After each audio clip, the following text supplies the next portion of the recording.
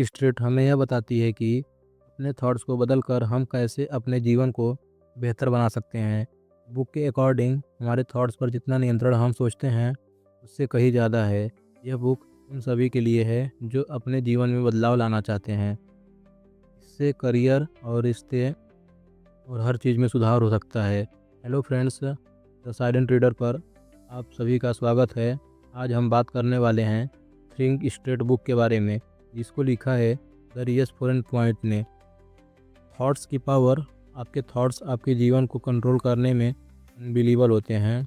वे न केवल आपको अप्रोच और इमोशन को इफेक्ट करते हैं, बल्कि आपके थ्रू लिए जाने वाले डिसीजंस और आपके थ्रू एक्सपीरियंस की जाने वाली रियलिटी को भी बताते हैं। हमारे थॉट्स दो तरीक़ों से हमारे रियलिटी को बताते हैं। पहला थ्रू न्यूरोप्लास्टिसिटी। हमारा ब्रेन लगातार बदल रहा है और नई इन्फॉर्मेशन और एक्सपीरियंस को के बेस पर खुद को नया बना रहा है। जब हम बार बार कुछ सोचते हैं तो हमारा ब्रेन उन थॉट्स के अकॉर्डिंग खुद को बनाता है। एग्जाम्पल के लिए, अगर आप लगातार अपने आप को बताते हैं कि आप किसी चीज़ में फेल हो जाएंगे, तो आपका ब्रेन रियल में सक्सेस के लिए ज़रूरी न्यूरल कंट्रोल्स कनेक्शन बनाने की कम पॉसिबिलिटी रखता है। दूसरा, आपके टास्क को इफ़ेक्ट करके आपके थॉट्स आपके टास्क को इंस्पायर करते हैं। यदि आप मानते हैं कि आप किसी चीज़ को पूरा करने के लिए से आप काम करेंगे तो आप उसे पूरा कर सकते हैं, तो आप पूरा करने की कोशिश की ज़्यादा पॉसिबिलिटी रखते हैं। दूसरी ओर, यदि आप मानते हैं कि आप फेल हो जाएंगे तो आप कोशिश करने की जहमत भी नहीं उठाएंगे। एग्जाम्पल के लिए, बुक एक ऐसे इंसान का एग्जाम्पल देती है जिसने अपने आपको यह कहकर कैंसर की लड़ाई लड़ी, वह बीमारी से बड़ा है, और एक ऐसे इंसान का एग्जाम्पल भी देती है जिसने अपने आप को यह कहकर बिजनेस में सक्सेस हासिल की कि वह अजय है। पॉइंट टू, अपनी लिमिटेड करने वाली बिलीव्स को पहचान कर सर हमारे अपने थॉट्स ही हमारी सक्सेस और खुशी में बाधा डालते हैं। इन बाधाओं को अक्सर लिमिटिंग बिलीव्स कहते हैं। यह वे गहरी चीज़ें हैं, जड़े जमाए थॉट्स हैं जो हमें विश्वास दिलाते हैं कि हम क्या करने में कैपेबल हैं और क्या नहीं। चलिए मैं आपसे कुछ सवाल पूछता हूँ। क्या आप अक्सर मैं नहीं कर सकता या मेरे लिए नहीं है, बहुत डिफ़िकल्ट है जैसे सेंटेंस का यूज करते हैं? या आप अक्सर फेलियर से डरते हैं, रिस्क लेने से बचते हैं, या आप खुद की क्रिटिसिज्म करते हैं और अपनी सक्सेस को कम मांगते हैं, या आप दूसरों से कंपेयर करते हैं और अक्सर खुद को इनफ नहीं महसूस करते हैं? अगर आप इनमें से किसी भी क्वेश्चन का आंसर हाँ में देते हैं तो पॉसिबल है कि आपको अपनी लिमिटेड करने वाले बिलीव्स को पहचानने और बदलने की ज़रूरत है। बुक कुछ स्ट्रेटजी देती है जिनमें शामिल है अपने थॉट्स को चैलेंज देना, नेगेटिव थॉट्स पर सवाल उठाएं और देखें कि क्या उनके पीछे कोई ठोस सबूत है। अपने आप से काइंड बनना। खुद की क्रिटिसिज्म करने के बजाय अपने आप से उसी तरह बात करें जैसे आप किसी मित्र से बात करेंगे। अगर आपको positive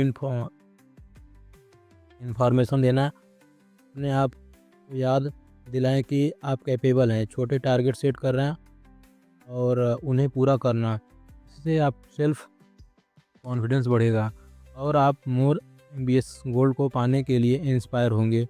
point through science of neuroplasticity. यह आपके थॉट्स एंड टास्क के बेस पर आपको ब्रेन को बदलने और कस्टमाइज करने की क्षमता है।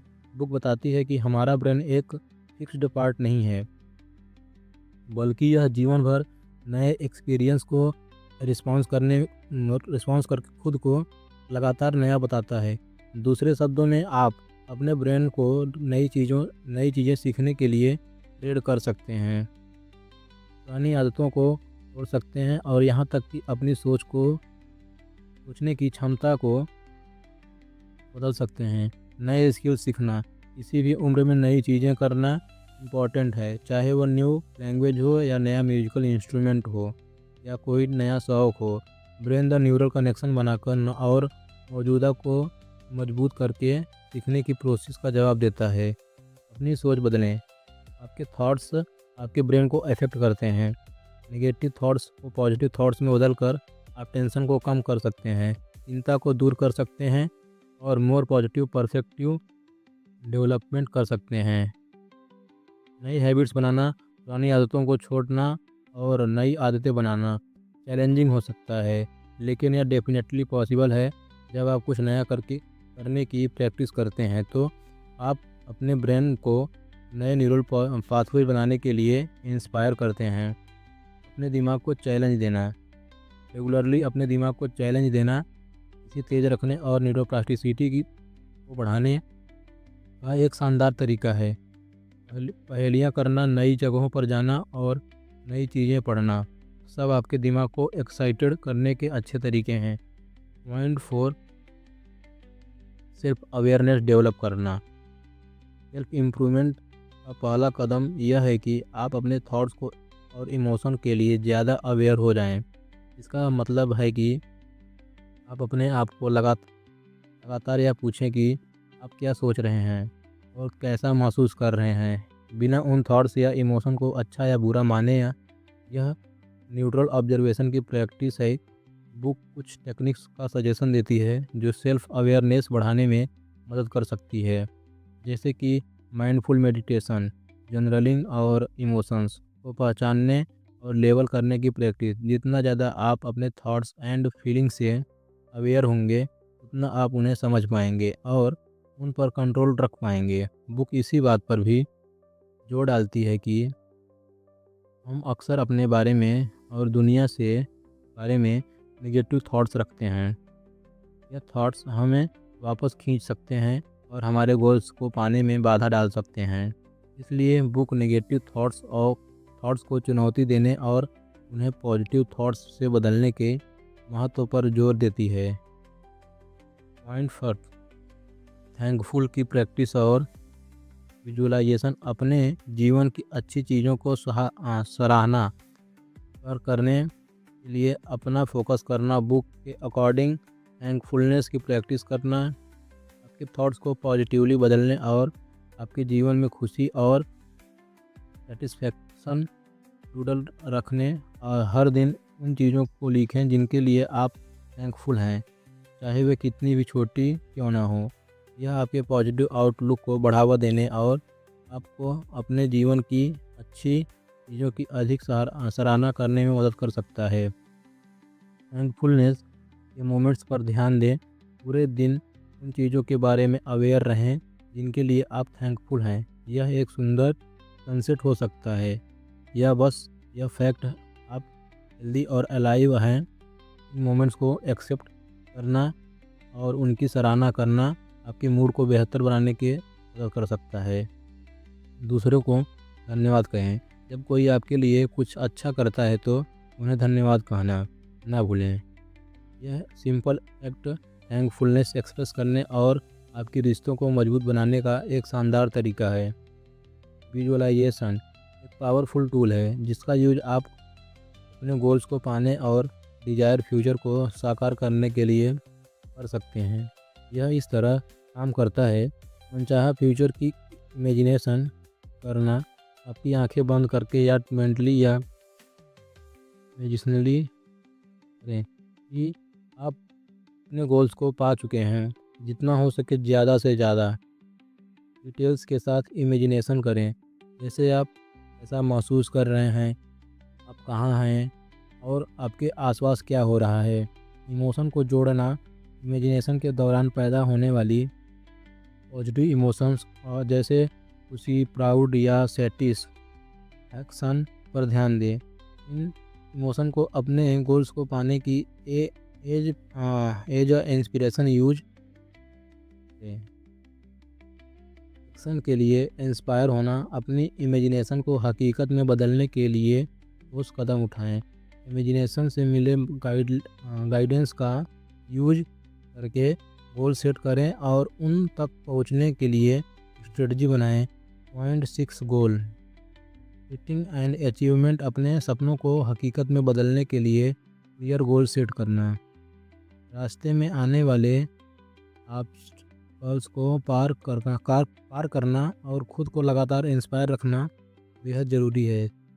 आइए इन 3 इम्पोर्टेंट पहलुओं को गहराई से समझते हैं। Clear goal setting. अगर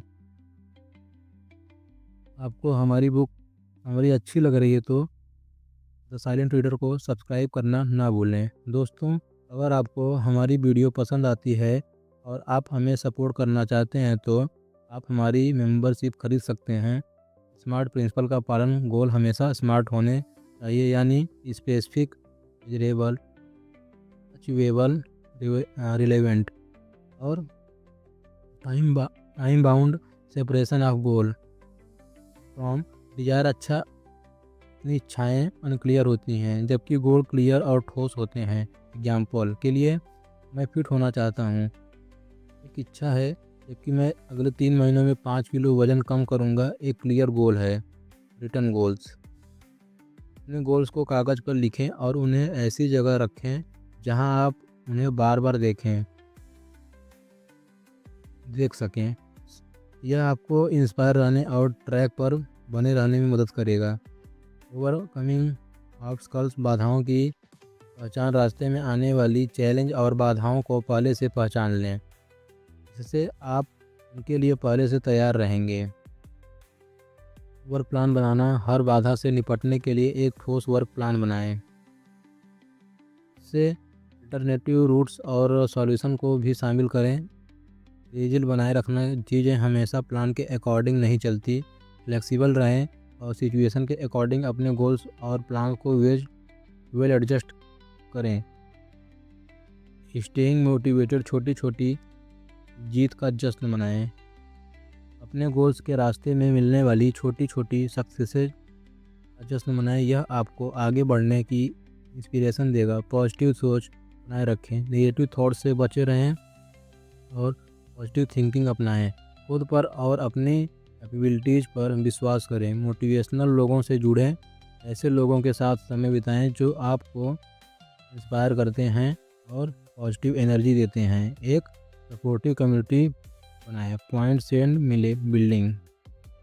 रिलेशनशिप बुक स्टेट मजबूत और मीनिंगफुल रिलेशनशिप पर बनाएं। ये इम्पोर्टेंट पर काफ़ी जोर देती है। यह सिखाता है कि ऐसे आप इफ़ेक्टिव कम्युनिकेशन, पॉजिटिव आउटलुक और म्यूचुअल रिस्पेक्ट के अपने रिलेशंस को मजबूत बना सकते हैं।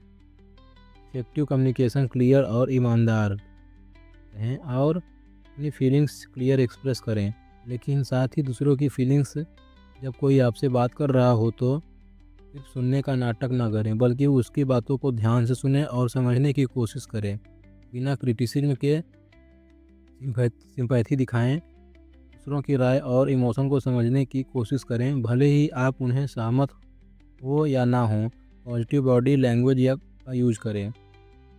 आँख से कांटेक्ट बनाएं, खुले दिमाग से बात करें और पॉजिटिव बॉडी लैंग्वेज का यूज करें। Resolution of disputes. शांत रहें और प्रॉब्लम को समझने की कोशिश करें।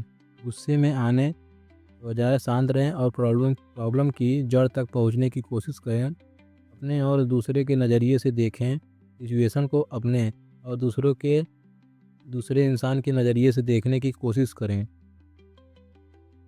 गोल-बेस्ड सॉल्यूशन खोजें। प्रॉब्लम का सॉल्यूशन ढूंढने के लिए एक दूसरे के साथ मिलकर काम करें, समझौता करें और ज़रूरत पड़ने पर माफ़ी मांगने के लिए तैयार रहें।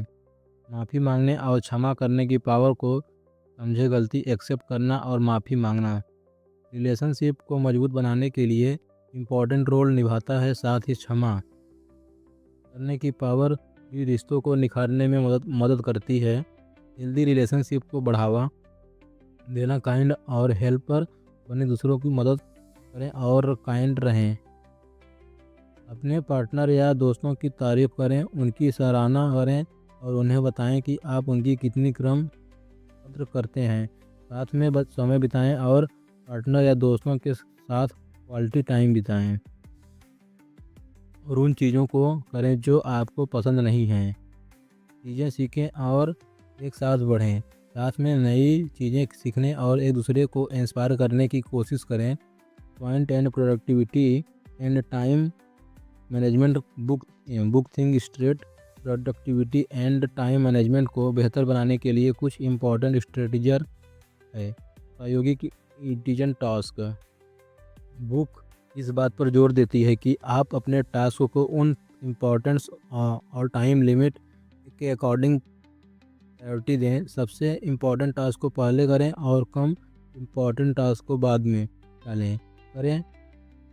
ऑथर ABCD मेथड का सजेशन देता है, यहाँ एक इम्पोर्टेंट ज़रूरी टास्क को जो लें नहीं जा सकते, बी इम्पोर्टेंट लेकिन ज़रूरी नहीं है नहीं किए जा सकते हैं,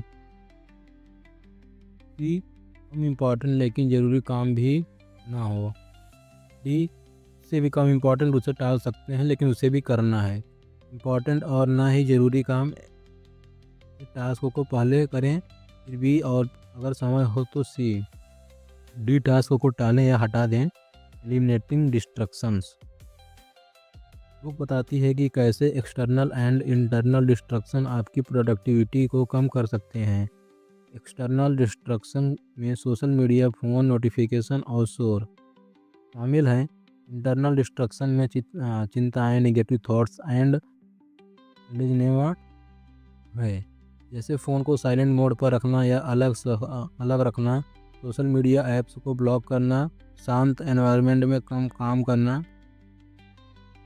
टू डू सूची बनाएं और उस पर ध्यान देना, माइंडफुल और ध्यान की प्रैक्टिस करना, वर्किंग एफिलिएटिंग बुक को समय बचाने और ज़्यादा हासिल करने के लिए एफिशिएंसी से काम करने के लिए तरीके सिखाती हैं। इनमें शामिल है एक बार में एक ही काम करना और मल्टीटास्किंग से बचना, छोटे छोटे ब्रेक लेकर एनर्जी का केवल लेवल बनाए रखना, ऑटोमेशन टूल्स और तकनीक का यूज करना, पार्किंसंस लॉ लागू करना जो कहता है कि वर्क को पूरा करने में जितना समय आप सोचते हैं उससे कम लगना लगता है। 2 मिनट रूल का यूज, जिसका अकॉर्डिंग अगर कोई वर्क 2 मिनट से कम समय में पूरा किया जाता है तो उसे तुरंत कर लें। अगर आपकी हमारी बुक समरी अच्छी लग रही है तो द साइलेंट रीडर को सब्सक्राइब करना ना भूलें। इन स्ट्रेटजी को अपनाकर आप अपनी प्रोडक्टिविटी बढ़ा सकते हैं, समय का बेहतर मैनेज कर सकते हैं और अपने गोल्स को तेज़ी से पा सकते हैं। बुक में दिए गए अंडर सजेशन में शामिल हैं रेगुलरली काम की रिव्यू करना और सुधार करना, छोटे गोल सेट करना और उन्हें मनाना, दूसरों से मदद मिलेगा, पॉजिटिव रहना और ऑप्टिमिस्टिक होना। एंड फाइनेंशियल मैनेजमेंट बुक सीधे तौर पर फाइनेंस मैनेजमेंट पर फोकस नहीं है, लेकिन यह आपको फाइनेंशियली लाइफ को बेहतर बनाने में मदद करने वाले कुछ इम्पॉर्टेंट प्रिंसिपल्स को बताती हैं। Making inform financial decision set,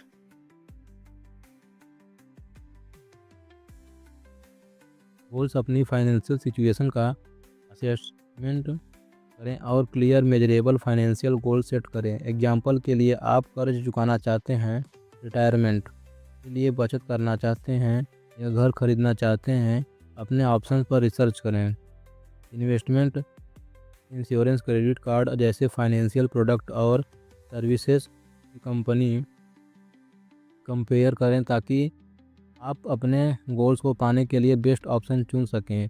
avoid emotional impulse के डिसीजन लेने से बचें। लॉजिकली थिंकिंग का उपयोग करें और डिसीजन लेने से पहले सभी साइड्स पर विचार करें। जिससे वरना कर्ज का मैनेजमेंट करें, अपने कर्ज का ट्रैक रखें और ब्याज दरों और मिनिमम पेमेंट को कम करने के तरीकों की प्लान करें। प्लान बनाएं, कर्ज चुकाने के लिए एक ठोस प्लान बनाएं।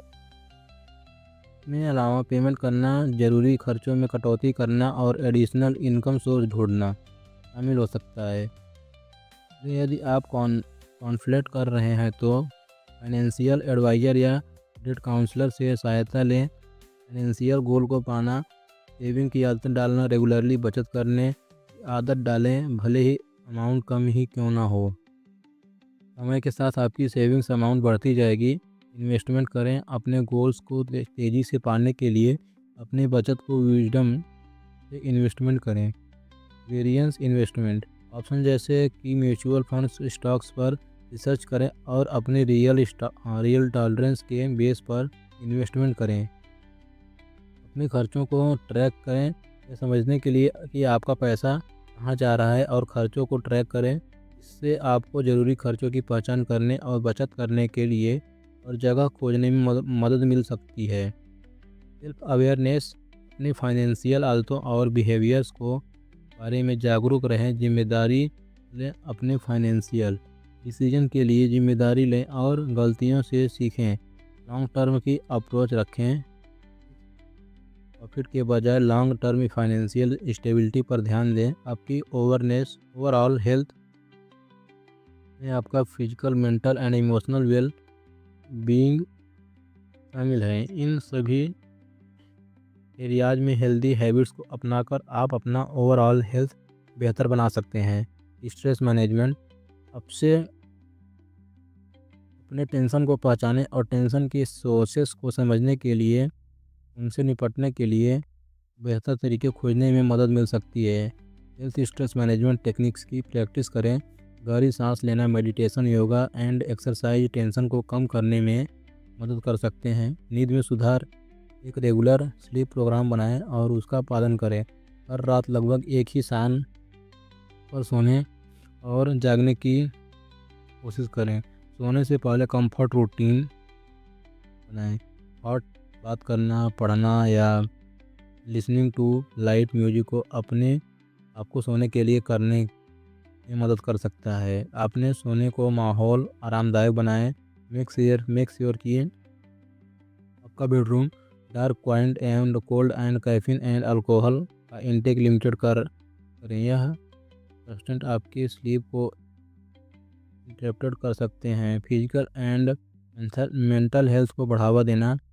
Eat healthy food and balance diet आपको फिजिकल एंड मेंटल हेल्थ का सपोर्ट कर सकता है। डू रेगुलर एक्सरसाइज आपकी फिजिकल एंड मेंटल हेल्थ के लिए फ़ायदे देता है। अपने सोशल सर्कल से जुड़े रहें। मजबूत सोशल रिलेशंस आपके फिजिकल एंड मेंटल हेल्थ के लिए इम्पोर्टेंट हैं।